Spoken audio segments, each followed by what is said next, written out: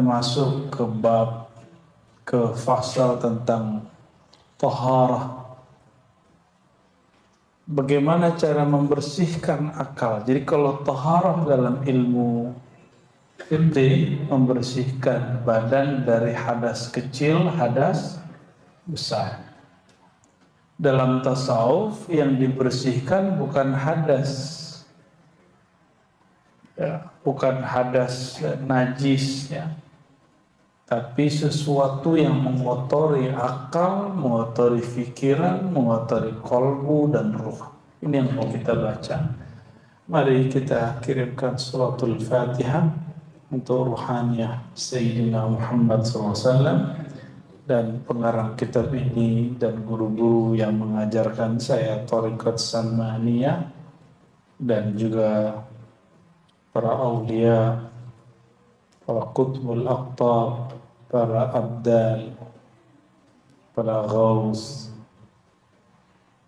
dan jami' ibadihi salihin. Al-Fatihah.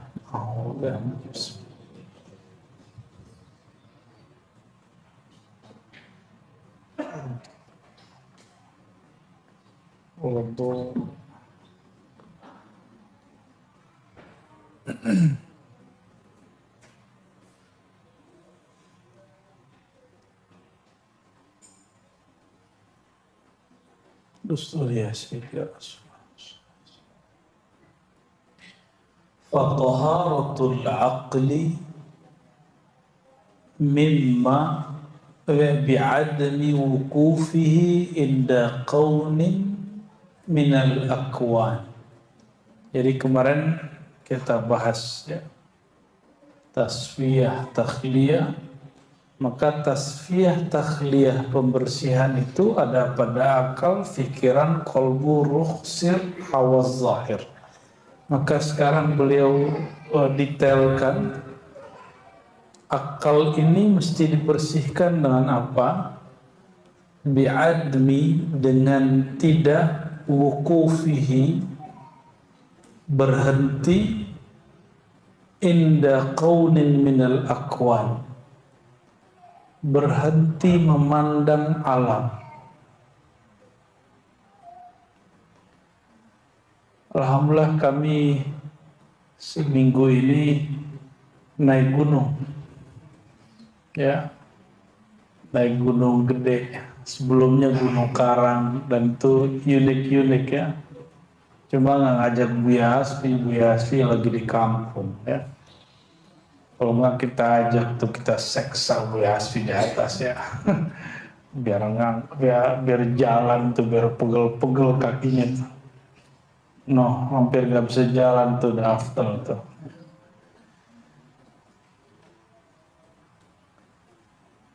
Kebanyakan orang baru merasakan tafakkur, tadabbur. Sebenarnya mereka salah sebut, ayo tadabbur alam. Rata-rata masih begitu. Padahal yang benar tafakkur alam, ya. Kebanyakan orang bertafakur kepada alam itu ke gunung, padahal alam itu dirinya sendiri. Diri kita ini alam, benar nggak?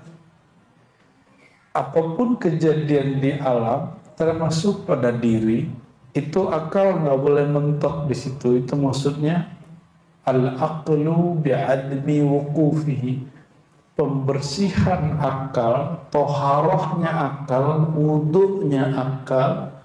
Dengan cara apa? Si akal ini tidak mentok ketika terjadi satu masalah. Dia tidak terhenti, dia tidak terganggu dengan adanya masalah. Sering terganggu nggak kalau ada masalah? Sering. Berarti akalnya belum bersih. Akalnya belum bersih. Harus dibersihkan.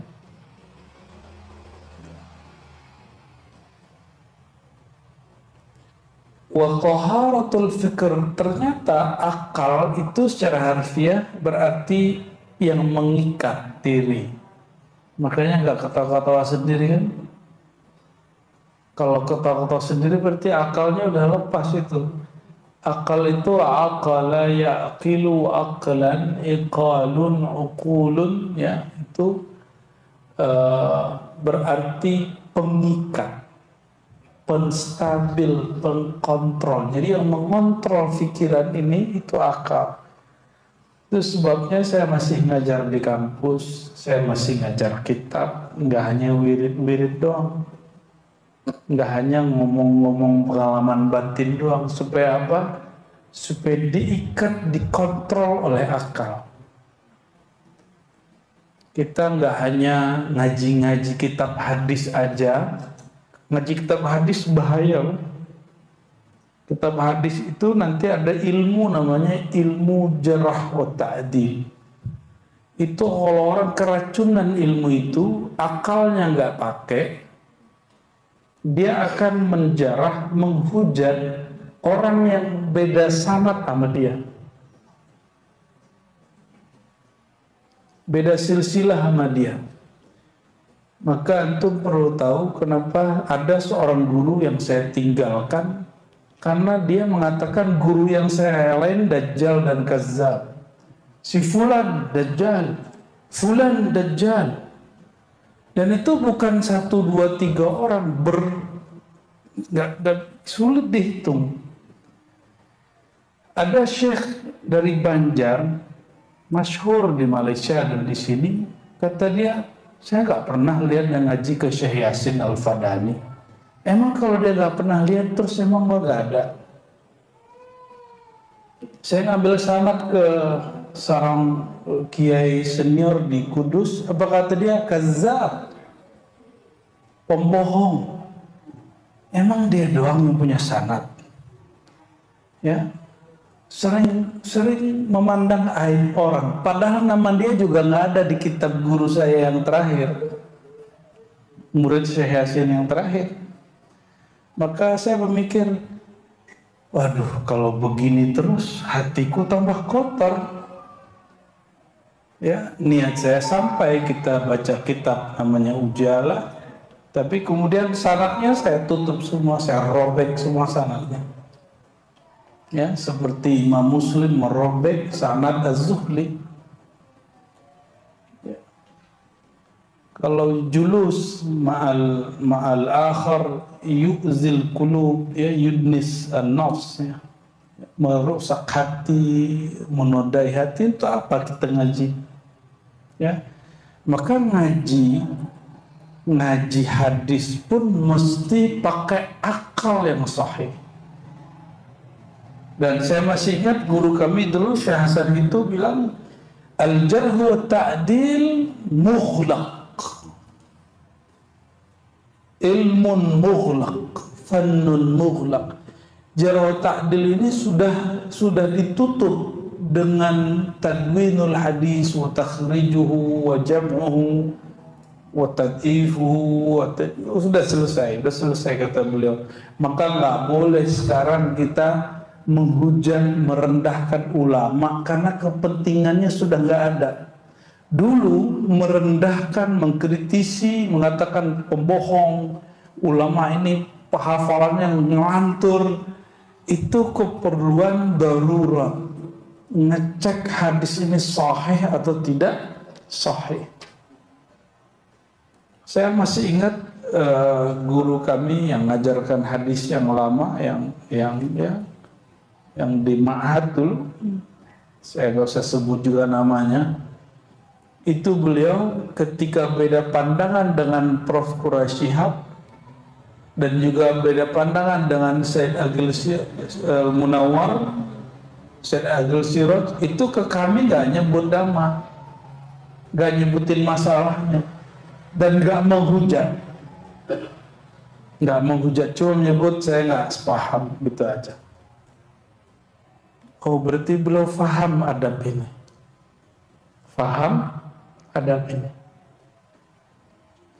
Jadi hati-hati ya. Sama, kebanyakan wirid ntar keracunan itu. Wirid itu ada takarnya. Orang kalau keracunan wirid bisa bahaya. Kalau ngomong lantur, pengalaman dikit cerita, pengalaman dikit ember. Nggak bisa bedakan mana pengalaman rohani, mana gangguan syaitani. Apalagi gangguan Bang Tony. Ya, hati-hati. Jadi kita betul-betul ketat dalam bab ini. Ya, bagi kita kalau nggak ketemu Nabi, nggak ru'yatun Nabi, ketemu Allah aja kita nggak percaya, kecuali ada persyaratnya. Jadi ketemu mimpi atau pengalaman zikir bertemu Allah itu ada beberapa syarat-syaratnya dan saya nggak boleh sebutkan. Ya, nanti antum ngarang-ngarang lagi. Cukup beberapa orang yang tahu. Ya, bahwa kalau jika dalam hal itu dapat dan ada ini dan itu baru benar. Ya.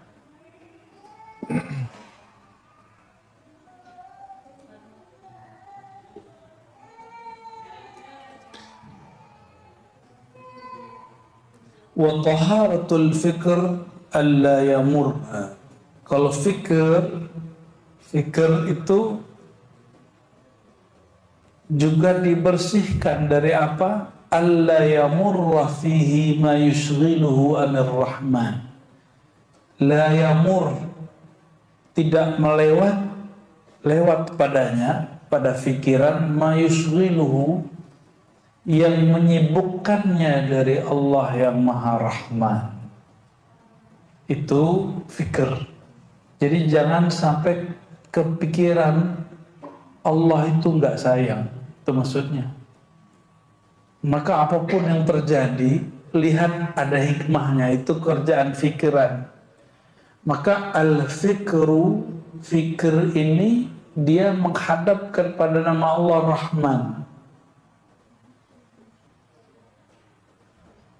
Pikiran kita dia menghadap kepada nama Allah Rahman. Maka si fikir ini dia kalau bekerja dengan baik, dia akan melihat segala sesuatu ada hikmahnya. Itu kerjaannya, ya. Wa idza kunta fil wuqufil ma'mur maqhuran utita bi mujahadatika kamalan wa ujura. Ya. Dan apabila engkau dalam berusaha berhenti itu, ya, fil wukuf, dalam wukuf berhenti pada bab itu, ma'al ma'mur, padahal ada diperintahkan, makhura, merasa dipaksa. Jadi kalau kita berusaha dan itu terasa berat, tapi bisa dijalanin gitu maksudnya. Utita bimujahadatika kamalan, maka engkau akan diberikan dalam mujahadahmu kesempurnaan dan kehormatan dari Allah Subhanahu wa ta'ala. Kapan orang akan diberikan kesempurnaan? Kalau dia mujahadah. Kalau dia sholat khusyuk itu mudah atau susah? Karena nggak tahu tekniknya. Nggak tahu tekniknya. Naik motor itu susah apa mudah? Nyetir mobil susah apa mudah? Ya, karena nggak tahu tekniknya. Kalau tahu tekniknya, justru kalau nggak naik motor susah.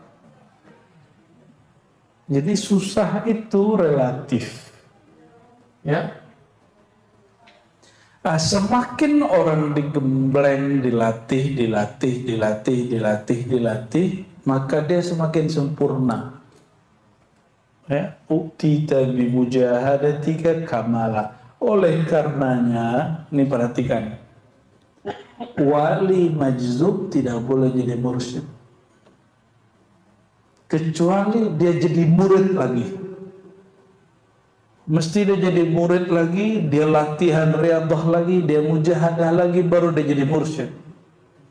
Karena wal majzub wal waliyan, dia belum mursyidah. Dia mesti waliyan mursyidah. mursyid itu tugas wali itu apa? Anugerah makom dari Allah. Bedain tugas sama makom anugerah dari Allah Subhanahu wa ta'ala. Jadi antum kalau ketemu wali-wali majzub jangan minta sesuatu, ya. Cukup dihormati, cukup husnuzon kepadanya, dan juga jangan berlebihan. Orang jelas orang gila disebut wali majzub, itu wali kejedot namanya, bukan wali majdub, wali kejedot. Al-qalb. Yang ketiga, jadi tadi bersucinya akal, bersucinya fikir, bersucinya kolbu. Kolbu dengan apa dia bersuci? Farahuhu wa tasfiyatuhu anil aghyar. Terkosongkan kolbu dan terbeningkan kolbu, terbersihkan kolbu anil aghyar, dari selain Allah, dari makhluk. Coba di kolbunya ada nama siapa? Nah, itu pentingnya talqin. Talqin itu nanam biji asma, nama Allah di dalam, supaya dia tumbuh sehingga dia rindang. Nanti dia berbuah, buahnya nanti ada biji lagi, tumbuh lagi, begitulah terus. Nah, yang sudah ditalkin, saya berdoa semoga diberi Allah istiqomah. Ya, amalkan itu. Nggak bisa banyak ya, sedikit. Mending sedikit istiqomah daripada banyak sekali sebulan. Ya, mending sedikit istiqomah daripada banyak sekali sebulan. Itu gak ada manfaat. Gak ada manfaat, udah mati. Itu ulang lagi talqinnya. Jadi yang gak ngamalin sebulan, ulang talqinnya, gak ada manfaat. Atau gak usah talqin yang sekali ngaji ke tempat lain. Ya, berarti antum gak serius. Nama Allah udah dimasukin kok dibuang-buang. Guru ngasih gratis, padahal mujahadah guru bertahun-tahun, terus dicuekin. Ya, saya bertemu beberapa orang syekh, ya, ngajarin murid, diajarin nama-nama Allah yang rahasia-rahasia itu. Dari sekian puluh orang, cuma 5 orang yang ngamalin. Itu marahnya bukan main. Ya, kita kasih fasilitas, kok malah kalian taruh, kalian main-mainin. Udah ditutup sama beliau. Ya, itu kejadian, ya. Nah, jangan sampai itu terjadi. Nggak bisa 30, ya 25 lah. Nggak bisa 25, ya 15 lah. Nggak bisa 3, nggak bisa juga. Kita sholatin yang tentang nyebut nama Allah itu perlu, ya, diulang. Saya sibuk. Emang ente sibuk apa megang handphone kok bisa lama? Ya, nonton YouTube kok bisa lama? Buka Instagram kok bisa lama? Tapi buka Instagram kolbu kok nggak bisa cepat?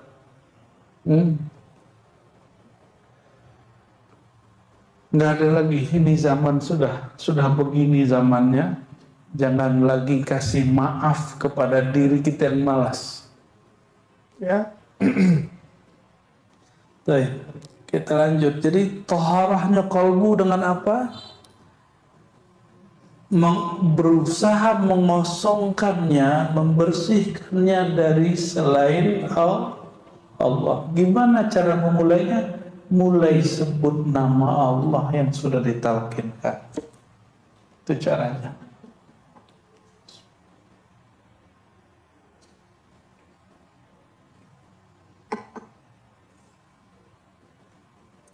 Dan nanti rasakan, kalau kolbu sudah penuh dengan nama Allah, makmur dengan nama Allah, baru dia berhak disebut Baitullah. Kalau enggak, dia Baitul Syaitan. Dan kolbul mukmin Baitullah. Kolbu orang beriman rumah Allah, Baitullah, tempat mengingat Allah. Itu terjemahan maknawinya. Karena isinya makmur dalam nama Allah, jika ada suara yang keluar dari kolbu, pasti suaranya Allah. Jika dia menyebut satu kalimat, pasti kalimatnya bermakna dengan nama Allah Subhanahu wa Ta'ala.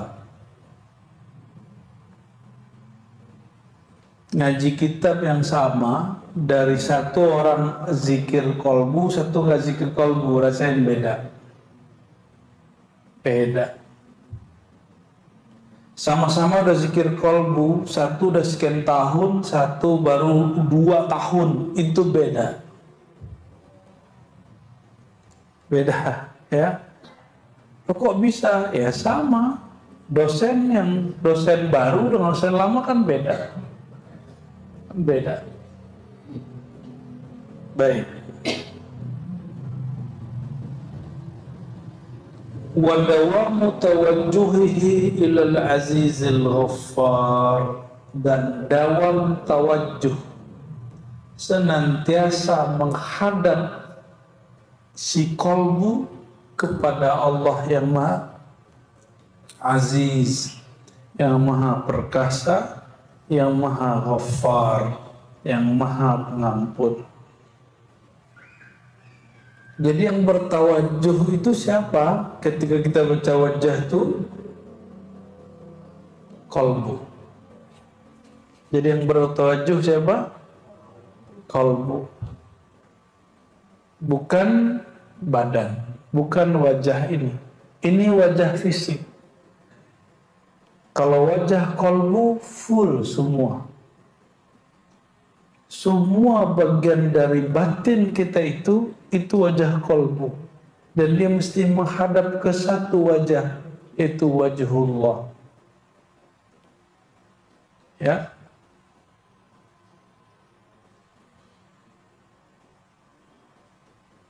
Maka kalau ditanya, kapan Allah sebut nama kita? Saat kita sebut nama Allah. Pertanyaannya, duluan mana yang nyebut? Maka ciri-ciri orang diberi bantuan oleh Allah, bantuan pertama nih, dia diizinkan menyebut nama Allah di kolbunya, dia diizinkan ikut talqin. Maka yang sudah talqin itu dapat berkah dari Allah Subhanahu wa Ta'ala, ya. Itu cara-cara Allah Subhanahu wa Ta'ala.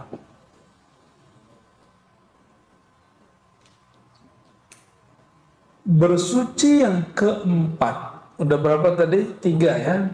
Ini bersuci versi ulama tasawuf, ulama thariqah seperti Sidi Syekh Muhammad Abdul Karim As-Salmani. Bersuci keempat yaitu taharatul ruh, mensucikan ruh. Ruh itu tidak bertempat. Ruh itu nggak nempetin badan loh ya. Dia cuma diberi suatu rahasia yang disebut amrullah, dan hanya Allah yang tahu bagaimana rahasianya. Ya. Dan rahasia ini sering terganggu, sering terhijab. Taharatul ruh adamul wukuf ma'al faid wal futur. Kalau zikir membayang-bayangkan mengalami suatu kasyaf, ingin dapat kemudian energi dari mana gitu ya. Itu disebut al-faid wal futuh. Jadi kalau zikir pengen dapat kekuatan ini, kekuatan itu, Apalagi zikir niatnya untuk duniawi, itu hijab yang paling berat. Makanya saya istiqomah, kita konsisten dari awal. Sholawat kita bukan untuk beli mobil, sholawat kita bukan untuk penyakit disembuhkan, enggak. Tapi faedah sholawat ke beli mobil bisa. Tapi tujuan sholawat hanya menunaikan perintah Allah Subhanahu wa ta'ala. Sallu alaihi wasallimu taslima.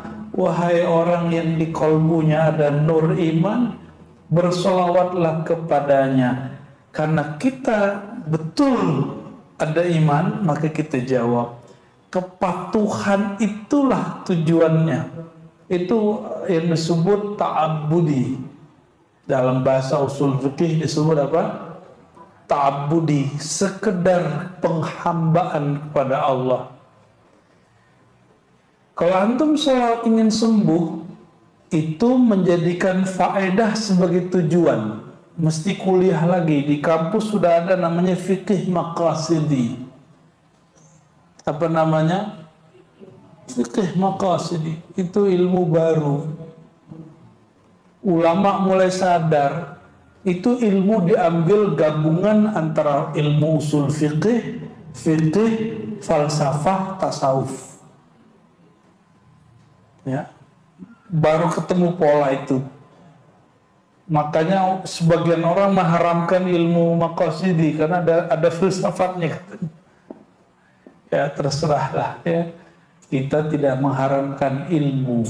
Yang diharamkan cuma doror ilmu.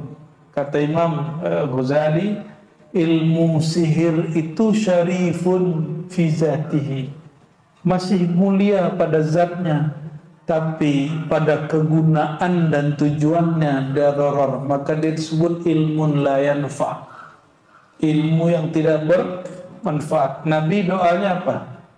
Allahumma inni as'aluka ilman nafi'an, ilmu yang bermanfaat tolong diberi kepada kami ya Allah. Yang bermanfaat itu syai'un yuqarribuka ilal maula, sesuatu yang mendekatkan engkau kepada Allah Ta'ala. Itu yang disebut ilmu yang bermanfaat. Saya kalau belajar hadis lalu saya merasa jadi ahli hadis, pinter debat Wahabi, Salafi, Khawarij, terus merasa diri hebat, itu ilmunya darar, la yanfa, nggak bermanfaat. Ya, apalagi belajar thariqah supaya apa? Supaya tahu alam gaib, supaya mudah ketemu Nabi Khidir, gitu ya. Ya, supaya gampang ketemu Nabi Muhammad, gitu. Nggak begitu kita. Kita hanya Rabbi zidni ilma, karena ilmu itu adalah aqrabul wasail ilallah. Ilmu itu adalah wasilah terdekat kepada Allah.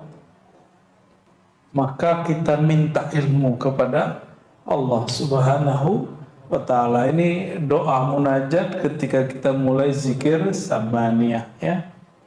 Ya, yang belum talqin nanti kabarin yang khidmah di sini, daftar aja. Nanti kalau udah banyak kita buat talqin lagi. Ya, kalau di sini sengaja buat talqinnya berjamaah. Ya, insya Allah. Gimana talqin kemarin? Seru nggak? Yang sudah ikut seru? Nggak ikut? Ya nggak ikut. Yang seru lah. Yang nggak ikut ya salam lah. Alhamdulillah, nikmat sekali ya. Nyebut nama Allah itu nikmat. Dan yang tidak merasakan getaran, tapi dia menyesali, ada apa dengan diriku, orang menangis, itu dia dapat juga itu. Dia dapat namanya muhasabah. Dia dapat apa? Dan muhasabah itu adalah isti'dad talqin. Berarti dia itu baru persiapan talqin untuk ke depan. Lumayan lah. Oke, kita lanjut. Taharatur ruh, bersuci pada ruh adalah tidak bertujuan, tidak berhenti pada anugerah-anugerah batin, penglihatan-penglihatan kasyaf, ya, energi-energi batin, warna-warna cakra, aura, latifah. Tak, kita nggak bertujuan itu. Oh, di kolbu, latifah kolbu ada warna cahayanya begini, itu udah nyimpang. Boleh diketahui tapi bukan untuk dijadikan tujuan. Ya.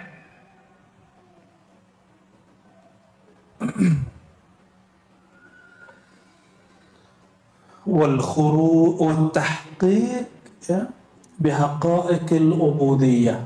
Ruh itu membersihkannya. Kalau tadi dikat dari semua niat-niat yang nggak benar itu, lalu membuktikan hakikat ubudiyah, penghambaan. Hamba yang dimaksud adalah kita sebagai orang yang patuh kepada Allah Subhanahu wa ta'ala. Ubudiyah itu, saudara-saudariku, menyembahnya tanpa syarat. Menyembah Allah tanpa syarat. Sudah begitu belum? Sudah begitu belum? Menyembah Allah tanpa syarat. Ya. Kalau masih pakai syarat, pakai keinginan-keinginan, ya, itu belum disebut ruhnya suci.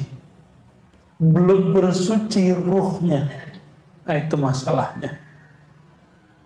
Wal khuruj anil wujud bil kulliyah, keluar dari wujud egomu secara mutlak. Masih merasa diri ada, berarti dirimu masih belum suci ruhnya. Maka yang boleh mengatakan la mawjuda bihaqqin illallah itu ruh, bukan lisan. Ya, tidak ada di alam semesta ini kecuali Allah. Itu zikirnya ruh. Paham ya? Kalau kolbu nggak boleh ngomong begitu. Kolbu mesti baca la ilaha illallah. Ya, nggak boleh kolbu baca la maujuda illallah, nggak boleh. Kafir itu dia langsung, zindik dia langsung. Ini ada yang maujuda illallah. Tapi kalau ditambah boleh la mawjuda bihaqqin, baru boleh pakai lisan. Tidak ada yang wujud pada hakikatnya dengan zatnya kecuali Allah, baru boleh. Tipis-tipis ya. Tipis-tipis. Ini perhatikan, ini tipis-tipis. Inilah yang disebut Imam Ghazali zikir muhaqqiqin, atau ibadah ahli hakikat. Ibadah ahli hakikat itu dia tiada lagi merasa ada, bahkan kata ada itu tidak ada lagi pada dia. Ya, itu yang disebut zikir ar-ruh. Zikir ar-ruh. Nanti sebagian ulama menjelaskannya dengan kata musyahadah dan lain sebagainya. Inilah yang disebut dalam kalimat-kalimat para ulama terdahulu, wujuduka dzanbun, engkau merasa dirimu ada, itu dzanbun, dosa. Coba diulang, wujuduka dzanbun, engkau merasa dirimu ada, merasa diri kita ahli sholat di hadapan Allah, itu dosa. Oleh karenanya dalam hadis Baihaqi yang sering saya bacakan, di padang mahsyar nanti sampai di fase mizan, ditimbanglah amalan seseorang yang beribadah 500 tahun gak pernah maksiat. 500 tahun gak pernah maksiat. Menurut dia. Menurut dia. Setelah ditimbang banyak sekali. Tapi Allah berkalam kepada malaikat, adkhilhul jannah birahmati, masukkan dia ke dalam surga dengan kasih sayang aku. Nih kalamnya, bukan dengan amalnya. Terus gimana dengan ayat jazaan bima kanu ya'malun, mereka masuk surga balasan terhadap apa yang mereka amalkan. Orang awam memahami amal itu amal zahir. Mereka lupa ada namanya amal ruh. Amal ruh itu adalah ikhraj anil wujud, menghabiskan wujud diri, tidak lagi menganggap diri kita ini ada di hadapan Allah. Contoh ya, antum baca Quran tuh dapat pahala banyak dong, betul ya? Coba baca Quran pakai mata siapa kasih? Serius, suaranya bagus, siapa yang kasih? Lidahnya bisa baca, nah siapa yang kasih? Semua fasilitas dari Allah. Ini statusnya apa sebenarnya ini? Allah, kita kalau mau beli apa aja kan beli, kalau nggak kredit. Ini statusnya apa nih? Kan nggak ada yang gratis, nggak ada makan siang gratis kecuali Prabowo kan. Alhamdulillah kalau iya, kita tunggu ya, kita doain ke apa yang dia janjikan terwujud. Amin ya Rabbal. Jangan ejek dulu, siapa tahu benar. Cuma kalimat tiada makan siang gratis, coba dipakaikan ke dalam diri kita. Apa ini gratis? Apa ini gratis? Coba yang sudah punya sakit mata, ya matanya rabun kayak apa kayak, kalau di laser berapa kenanya? Itu kacamata berapa tuh harganya? Lumayan kan? Ya, satu laser lumayan itu. Kacamata sekarang mulai dari harga 50 sampai 50 juta ada yang lebih lagi. Mahal sekali. Tapi kita kan ngerasa ini milik kita. Ternyata ini bukan milik kita. Coba, ini yang bikin orang tua atau orang tua ngapain? Coba tanya sama yang sudah punya anak. Emang pernah bikinin mata anak? Ukir dulu gitu. Pernah nggak begitu? Nggak pernah toh. Berarti orang tua hanya asbab wujud, bukan musabbibul wujud. Asbab wujud, tapi bukan yang menciptakan asbab wujud itu. Oleh karenanya, tubuh ini, badan ini, batin ini fasilitas dari Allah, nggak ada yang gratis. Yang Allah minta nggak apa-apa juga. Allah nggak minta apa-apa kok. Allah nggak minta dibalas. Allah hanya minta satu, ubudiyah, patuh. Kepatuhan itu pun bukan untuk dia, tapi hanya untuk kita. Ya, oke.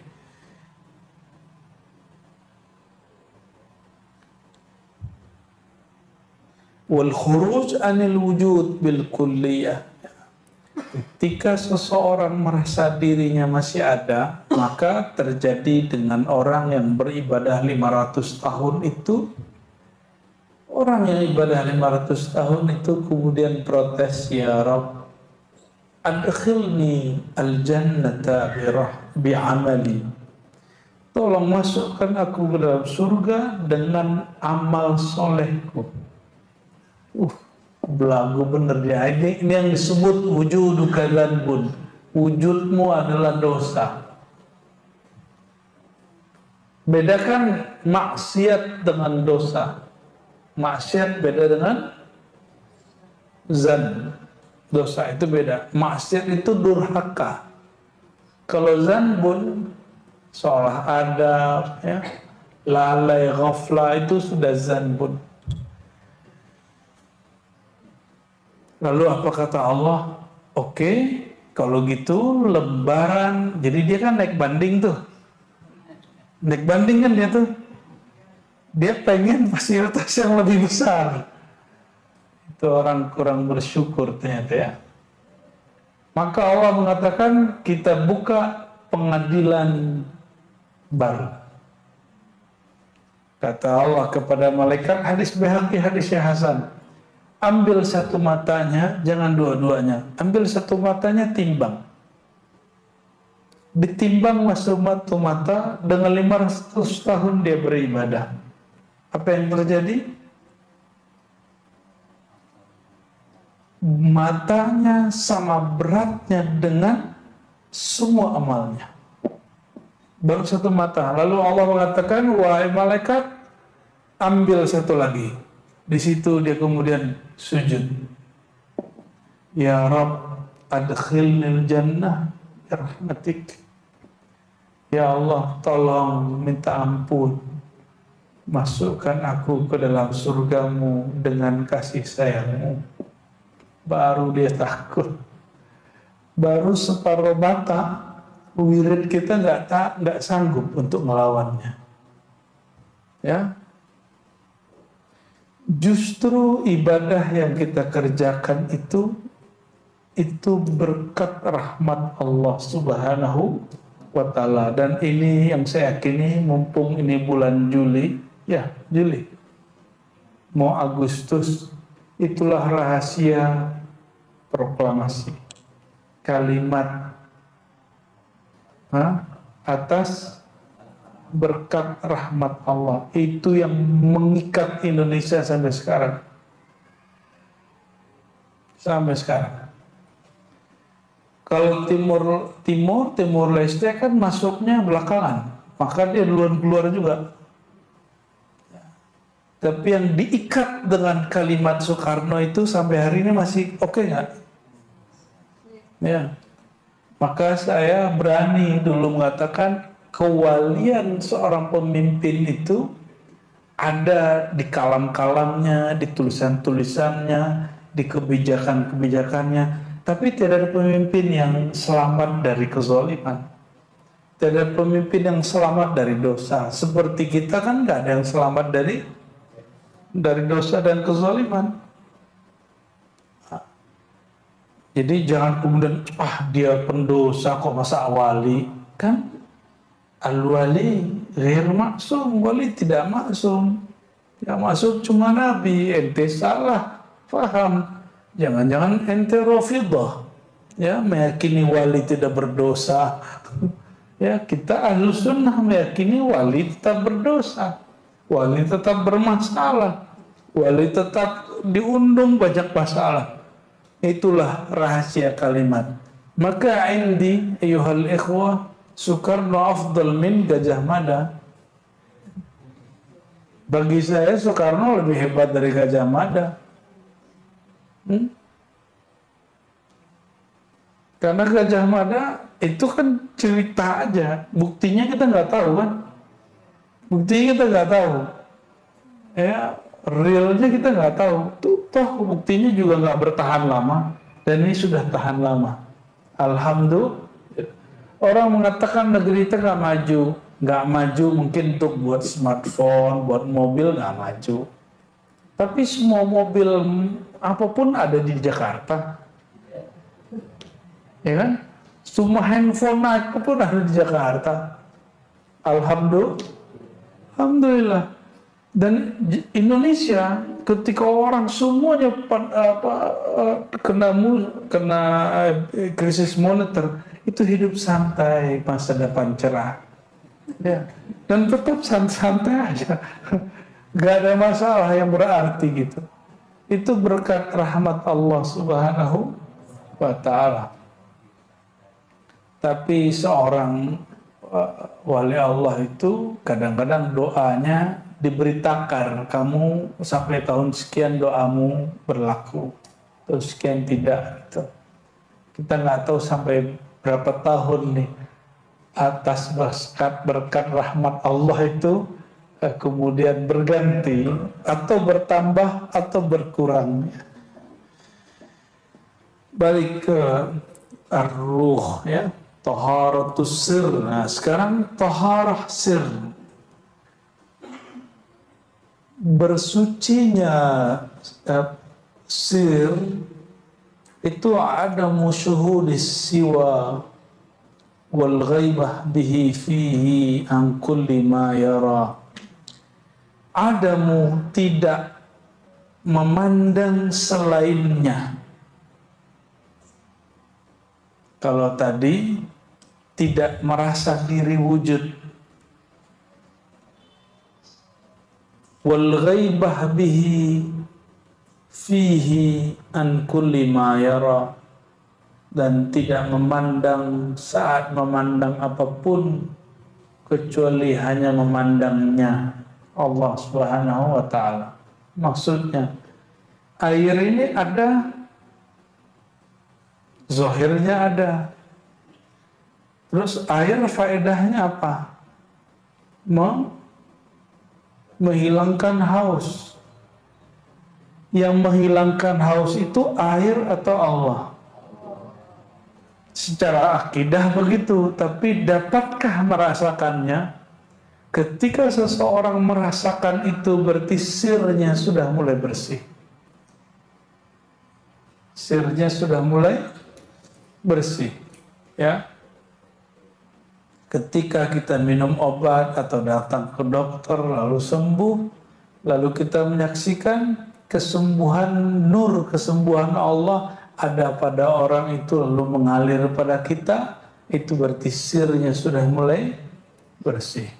Kalau enggak, nanti seperti kejadian kebanyakan orang sakit itu panik.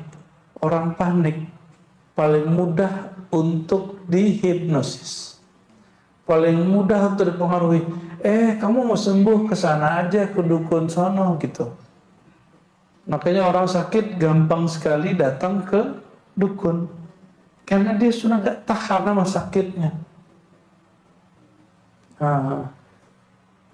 Gak mau terjebak di situ. Coba kalau sakit, terima sakitnya. Katakan raditu billah, ya Allah, jika ini kehendak-Mu, Engkau mengatakan tiadalah kehendak Engkau kecuali, tiadalah kehendak kalian hai manusia kecuali tunduk pada kehendak-Ku, maka bantulah aku ya Allah menundukkan kehendak-Ku pada kehendak-Mu. Izinkan aku ya Allah untuk menerima kehendak-Mu untuk sakit. Nanti hilang sakitnya. Secara batin, secara zahir perlu diobati. Sakit itu yang paling bahaya adalah konsep di batinnya. Ya.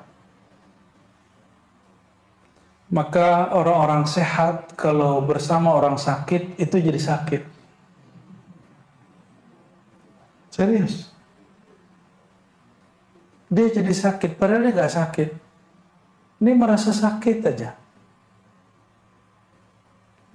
Oleh karena itu bergaul itu, berteman itu, bersahabat perlu difilter. Kenal boleh banyak orang, tapi bersahabat mesti dipilih hanya sekian orang. Wa taharatul hawas, turun kepada empirik, anggota tubuh, panca indera. Bersihnya panca indera yang zahir bimiyahil fuyudatil bahirah, dengan limpahan air yang sudah Allah turunkan. Ya, wa taharatus sam'i adamus sama' illa minhu. Lalu bersih bersucinya pendengaran. Udah berapa ini? Ya, tahara akal, tahara fikir, kalbu, ruh, sir, hawas, indra. Sekarang masuk tahara sama, pendengaran. Tidak mendengar kecuali dengan pendengarannya. Nah, itu kalau udah boleh tuh, ya. Apa maksudnya? Nah, kalau orang sudah mulai ditalqin, talqin zikir, dia akan mulai mendengar nama Allah di kalbunya. Tapi yang dengar bukan telinga ini. Yang mendengar telinganya kalbu. Allah, Allah, Allah. Itu yang mendengar telinga ini. Tapi kalau Allah, Allah yang di dalam itu yang mendengar pendengarannya kalbu. Ya.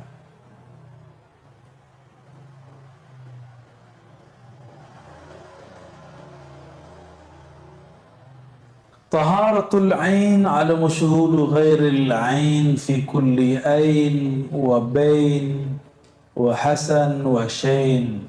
Nah, ini bahasanya canggih ini.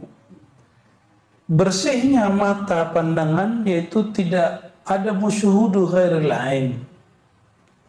Tidak memandang selain, ya, zat Allah fi kulli ain, di setiap tempat, jarak dan lain sebagainya, ya. Wa taharatu syum, ya, apa, penciuman, fistinsyaq nasimil hima waqad tamma, ketika kita kemudian menghirup air untuk membersihkannya lalu kita keluarkan, itu secara fikih. Tapi penciuman batin itu kalau di ini dia mesti dimasukkan dulu. Itu yang disebut musahabah, muhasabah. Muhasabah itu mengingat. Itu kayak kita kemudian ngecek, cek ke belakang, kalau masih ada nodanya tarik keluar. Itu istinsyaq. Maka istinsyaq gitu, ya. Begitu istinsyaq, ambil air terus itu adalah filosofi muhasabah. Filosofi muhasabah. Dihirup dulu, diingat dulu, dikenang dulu, lalu buang. Gitu. Ya. Taharatu zawq ayyuhat talib fi kamalin in kunta raghibin. Adapun zawq, rasamu, ada indera rasa, ada batinnya rasa, itu beda. Zauqmu wahai murid dalam kesempurnaan, in kunta raghib, jika engkau memang menginginkannya. Wa taharatu lamsika fi ghaibatika, ya, indera menyentuh. Apa nih? Kalau bersentuhan tuh merasakan dengan kulit, itu disebut mensucikan indera menyentuh itu. Fi ghaibatika an hissika fi yaumika wa amsika wa al-ittidah bi azyad min hadha faltumsik, ya. Melupakan kenangan-kenangan yang membuat engkau lalai saat menyentuh sesuatu. Nah, itu cara mensucikan indera menyentuh. Wa'lam ayyuhat talib. Nah, kita masuk ke bagian yang inti di sini. Ketahuilah wahai murid litariqis sadah, dalam tariqah para ulama, para aulia, ya, dengan tariqis sadah niltas saadah, engkau mendapatkan kebahagiaan. Orang yang bahagia di dunia siapa? Para wali. Maka untuk bahagia gimana caranya? Ikutin jalan para wali. Tapi kenapa orang-orang hari ini ikutin jalan public figure, artis kah, pakai namanya Ustadz juga ada yang public figure tapi artis. Bukan itu yang diikuti, itu antum stres sendiri nanti. Ya, ngantor nih, ngikutin temen yang paling keren di situ, ganti handphone tiap bulan, ada mobil baru ganti padahal ngeredit gitu, itu stres itu. Ganti-ganti model tas, ini kan tasnya bagus-bagus ini tasnya. Ya kalau seminggu itu nggak ganti tas kayaknya gimana gitu, itu nyesek gitu ya. Nah itu mesti dibersihin itu, ya. Boleh nggak pakai tas bagus? Boleh, bagus. Tanda kita mereward diri, menghargai diri boleh. Tapi jangan kemudian itu menjadi standar hidup. Ya, Ustadz lebih gila loh. Ustadz kalau udah ngartis berani ngeredit ya. Itu sebabnya beberapa asatis pendakwah itu jadwal dakwahnya udah kayak kerja rodi. Serius. Karena tuntutan gaya hidup. Ilmu yang diajarkan gak begitu, tapi gaya hidup dia. Maka saya bersyukur kepada Allah membebaskan kami dari hutang, ya. Kami gak suka kredit. Alhamdulillah ngeredit itu cuma 2 kali aja. Waktu masih muda-muda banget ya. Sekarang udah gak berani saya ngeredit, walaupun saya gak mengharamkan kredit ya secara fikih yang saya anut nih. Ya, karena di syariat gak ada pembahasan kredit, itu di fikih. Ya, syariat itu sudah selesai. Di masa Rasulullah gak ada kredit, maka hukumnya mukhtalaf, diperdebatkan. Tapi alhamdulillah ya, kita menjauhi itu, karena saya berdoa selalu, Allahumma a'udzubika min ghalabatid dain wa qahrir rijal. Ya Allah, lindungi aku dari belenggu hutang dan dikuasai oleh orang lain.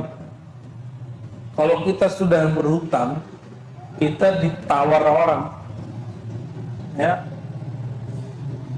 Maka negara-negara yang berhutang itu sering ditawar kedaulatannya oleh negara lain. Tapi tenang ya, hutang kita katanya sih bersih, oke banyaknya. Ya semoga oke-nya itu sedikit ya. Amin ya rabbal. بأن العارفين من أهل الحق واليقين وطريق المبين رضي الله تعالى عنهم أجمعين قالوا إن طريقتنا غيب غير محسوس ولا مشهود سلوكه بالقلوب لأنه من الغيوب فيجب على المريد تصديق بآثاره. Ini perhatikan, thariqat itu bukan pakaian yang khas, maka di ribat itu nggak ada pakaian thariqah. Kalau kami mengijazahkan khirqah yang dipakai untuk tutup kepala atau serban imamah, itu bukan pakaian thariqah, itu ijazah dari Sayyidina Muhammad SAW kepada sahabat ke tabi'in, terus sampai kepada kita. Ya, jadi tidak ada namanya pakaian orang tarekat, nggak ada. Ya, makanya boleh pakai pakaian apa aja kan? Kecuali dia talqin dianjurkan pakai baju putih-putih, biar kayak ya seru gitu ngeliat putih-putih itu asik.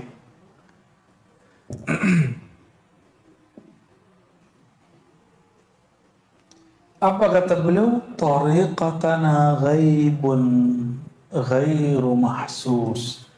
Tarikat kita itu sifatnya tidak tampak secara fisik. Jadi tarikat kita bukan tren, bukan gaya serban yang khas. Boleh nggak satu tarikat punya khas serbannya? Boleh.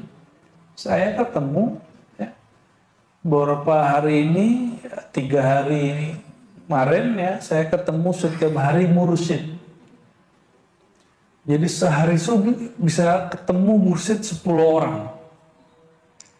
Alhamdulillah. Mursyid. Baru hari ini nih ketemu yang bukan mursyid ini.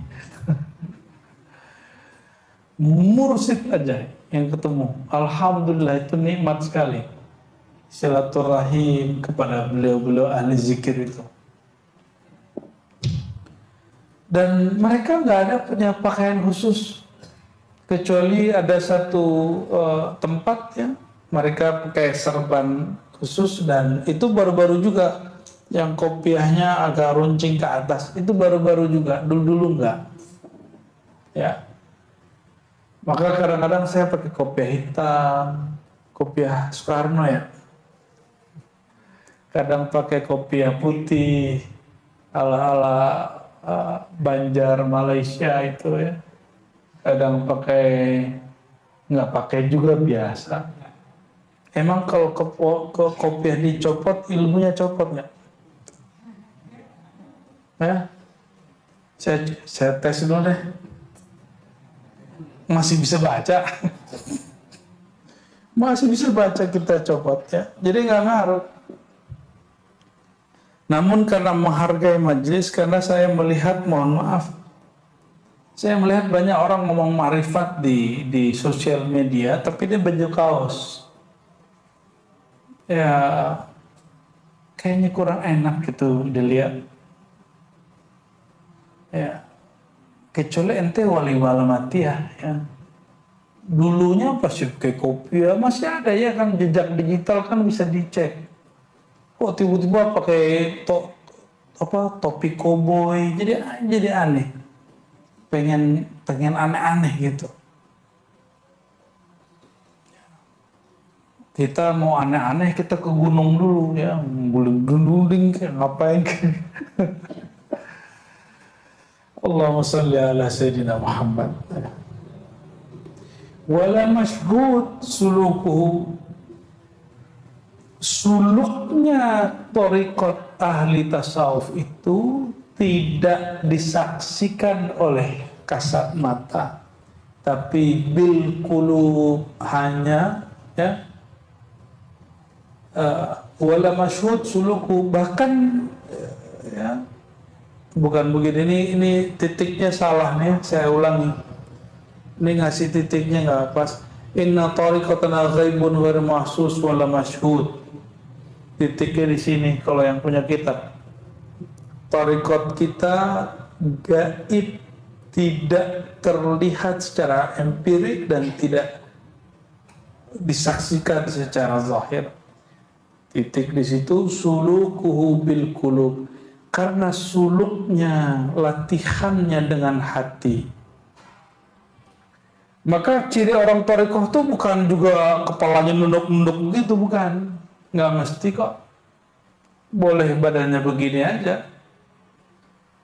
Ya. Saya dulu kalau zikir memang kepala saya miring. Karena ada kitab yang nganjurin begitu. Kepala miring ke kiri gitu ya. Tapi malah sakit di sini. Apalagi kita sudah mulai ada kolesterol dikit kan. Ternyata ketemu guru-guru, banyak guru masyayikh, cara duduknya unik-unik. Ada duduk yang betul-betul stabil punggungnya dan nggak sakit, dan itu bisa bertahan lama. Yang nggak tahan lama cuma dengkulnya. Ya, itu ada semua tuh.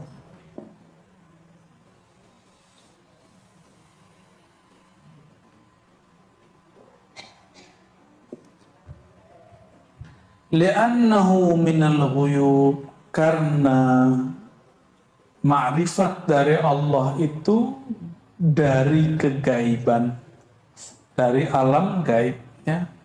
Fayajibu al-murid at-tasdiq bi atharihi, maka wajib bagi murid untuk percaya dengan atharnya, peninggalan atau efeknya.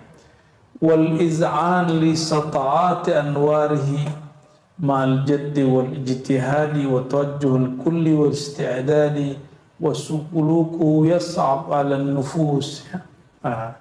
Yang tadi nggak perlu, sudah saya jelaskan secara umum. Sekarang masuk, kenapa tidak dilihat dengan kasat mata? Kalau orang latihan, kalau latihan binaraga, fitness, gimana? Kelihatan? Silat kelihatan? Kelihatan. Apalagi? Kalau orang kuliah kelihatan? Kalau kuliah itu tugas akhirnya nulis paper, nulis skripsi, tesis, disertasi. Kelihatan barangnya? Diuji juga kelihatan. Kalau thariqah itu nulisnya di kolbu, ujiannya di kolbu, ya, hasilnya di dalam kolbu. Jadi nggak ada namanya wajah mursyid, tuh nggak ada. Wajah orang usul itu nggak ada, ya. Yang bilang ini ciri-ciri wajah mursyid, itu nggak ada tuh, ya. Saya udah ketemu banyak mursyid, mulai dari mukanya gelap sampai yang putih itu ada, ya. Mulai dari yang jerawatan sampai yang wajahnya lengkap semua, yang kemayu-kemayu juga ada. Cowok jantan itu juga banyak. Jadi nggak ada namanya wajah, itu cuma fisik. Ilmu ini bukan ilmu zahir, ini ilmu batin yang syar'i tentunya, ya. Tapi kata beliau, sulukuhu yas'ab al-nufus. Ini jangan salah paham.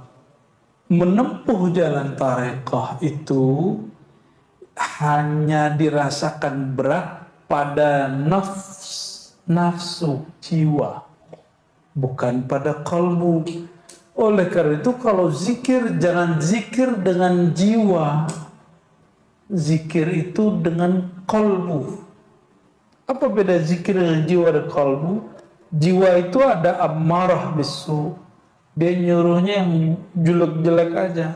Ada yang mulhamah, ya, ada lawamah, ya, ada yang mulhamah, ada yang dia kemudian suka ngata-ngatain orang, suka menilai orang rendah, itu jiwa. Suka malas, suka tidur. Jadi antum nih zikir, terus perasaan maunya tidur, itu jiwa namanya. Berarti zikirnya belum dengan kalbu, belum masuk. Oleh karena itu, yang disebut mujahadah itu melawan malasnya nafsu. Melawan malasnya nafsu, itu yang disebut mujahadah. Dan ini yang paling aneh, kalau dalam konsep kita, supaya kita kuat, maka kita makan, gitu ya. Tapi dalam ilmu thariqah, ini yang kemudian diambil dan semuanya dari Al-Quran dan Sunnah, untuk menguatkan kolbu, mengalahkan nafsu, itu caranya jangan kasih makan si nafsu. Nafsu itu kuat kalau orang bersyahwat. Syahwat itu kuat kalau orang makan, maka kurangi makannya. Tadi puasa Senin Kemis, bagus. Kalau enggak, ya alhamdulillah, yang penting ngaji. Ya, apalagi nafsu itu sukanya tidur, kolbu sukanya bangun. Maka kurangi tidur kita setengah jam dari sekarang. Biasanya tidur berapa jam tidur semalam? 4. Beneran 4. Udah kayak ini dong, supi itu. Berapa jam tidurnya sehari? Nah, 8. Masih 8. Masih bocah. Mesti dikurangi. Secara fisik betul kata Imam Surwardi, karena beliau juga ngerti ilmu kedokteran. Normalnya manusia 8 jam. Tapi itu bagi nafsunya. Kalau bagi kolbunya, bagusnya dikurangi tidur, tapi mesti bitadarruj. Nih perhatikan, ini kaidahnya. Tidak boleh dengan cara ekstrim, mesti dengan cara bertahap. Harus dengan cara dan itu nggak mungkin kalau antum nggak punya mursyid. Itulah manfaatnya ada mursyid. Saya sudah banyak beramal dan nggak pernah berhasil kecuali ada mentornya, mursyidnya.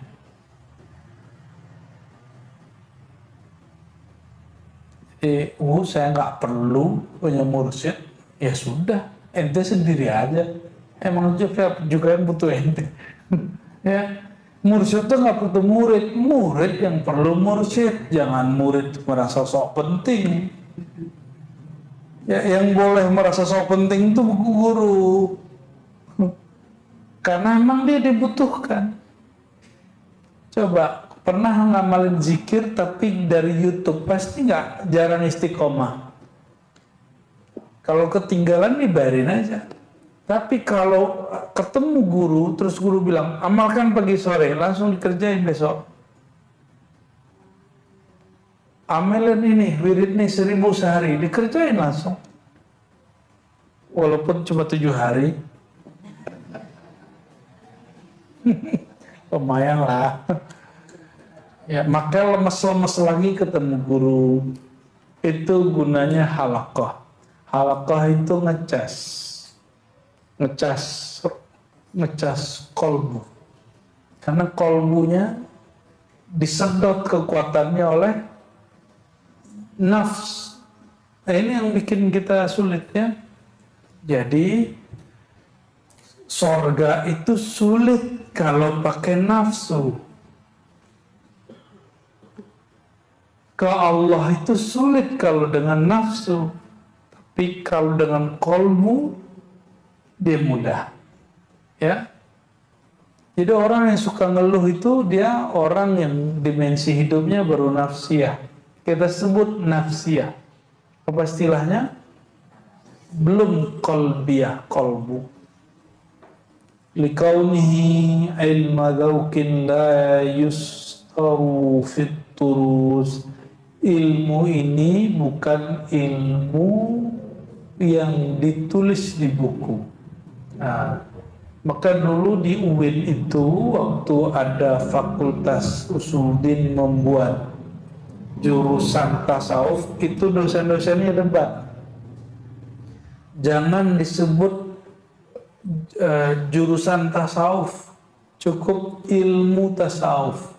Gak tahu sekarang clearnya yang mana. Saya sudah nggak ngajar di UIN 2017, sudah keluar. Ada yang tahu? Ya, sekarang yang ada UIN, siapa yang tahu? Jurusan tasawuf, Pak, ilmu tasawuf. Yang cocok di kampus ilmu, jangan disebut jurusan tasawuf. Karena ilmu tasawuf bukan ilmu yang disusun di PowerPoint, bukan yang tertulis di kitab. Jadi untuk apa kita ngaji kitab? Ngaji kitab itu menambah semacam keilmuan supaya tasawur deskripsinya tentang tasawuf itu pas. Nah, nanti dikerjain, diamalin gitu ya.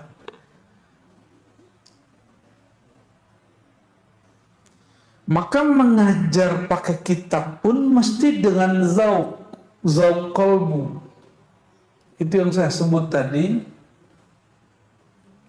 Kitab yang sama, tapi guru yang pertama zikir 10 tahun, zikir yang guru yang kedua zikir 20 tahun. Beda nggak efeknya? Beda. Kenapa bisa berbeda? Karena zauk dia yang berbeda. Ya, apa yang berbeda? Zauk dia yang berbeda. Apa arti zauk? Rasa dia bertuhan. Rasa dia bertuhan. Ini habis sunat nih. Wah, selamat ya. Mulai gede berarti itu ya. Nah, ini kaedahnya. Hazal ilmu tasawuf ini ghair mastur fit turus. Ada kalimat di sini, la yustaru fit turus. Tidaklah ilmu yang ditulis dicetak di kitab. Jadi waktu saya dengar ada seseorang merendahkan Imam Al-Jili, pengarang kitab Al-Insan Al-Kamil, apa kata dia? Itu buku kan buku bacaan saya waktu remaja tuh. Gaya bener dia ya. Emang ente paham waktu remaja baca kitab itu? Saya waktu remaja 2005 baca kitab Insan Kamil 5 kali baru paham. Padahal saya sudah suluk berkali-kali. Dia katanya nggak ngaku bertorikoh juga. Mungkin yang dia maksud tahu bahasa Arabnya. Kalau bahasa Arab teks Insan Kamil sama dengan kitab bahasa Arab biasa. Yang berbeda itu makna yang ada di dalamnya. Ya.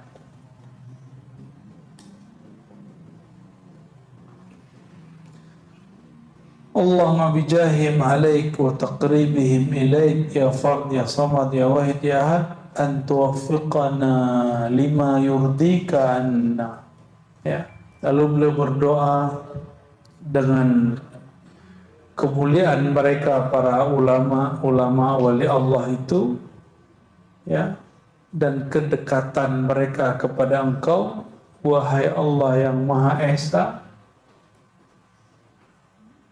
bimbinglah aku kepada jalan yang Engkau ridhoi, ya, agar aku menjadi hamba yang sebenar-benarnya hamba, ya. Dan sampai akhir ini isinya doa. Jadi kajian kita malam ini berhenti pada toharah dalam istilah Imam Muhammad bin Abdul Karim Sammani. Ini berbeda dengan toharah dalam kitab fiqh, ya, ini berbeda. Barangkali itu kita lanjut ke kitab yang kedua, kitab Al-Luma. Di halaman ke-6 kitab ini ada salawat dari beliau. Allahumma salli wa sallim ala sayyidina wa maulana Muhammad wa ala ali sayyidina Muhammad abadal abad wa amadil amad salatan ma laha haddun yuhaddad wa la tadkhul tahta qaid adad wa ala tabi'in wa tabi'it tabi'in ila yaumiddin walhamdulillahi rabbil alamin. Al-Fatihah. Bismillahirrahmanirrahim.